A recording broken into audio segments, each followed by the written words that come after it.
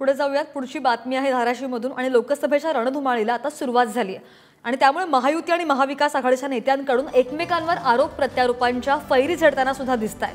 ठाकरेंच्या शिवसेनेचे उमेदवार ओमराजे निंबाळकर यांनी शिंदेंच्या शिवसेनेचे आमदार आणि धाराशिवचे पालकमंत्री डॉक्टर तानाजी सावंत यांच्यावर टीका केली आहे.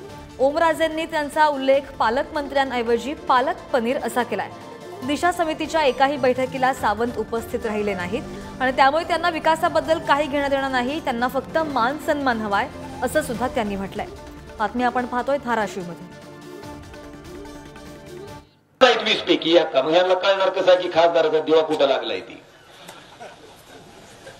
म्हणून माहिती नाही. बांधवानो ही परिस्थिती आहे. आता आमच्या जिल्हा नियोजन समितीचा अध्यक्ष पालकमंत्री आहे म्हणून आम्ही जात नाव का? आपण सदस्याचा अधिकार पाठवतोच की. मग जिथं अध्यक्ष खासदार आहे म्हणून त्याचं फक्त मान सन्मानामुळे जायचं नाही असं असतंय का? आपण कुणासाठी निवडून आलो? आपण जायलाच पाहिजे, पण त्यांना मान सन्मान पाहिजे.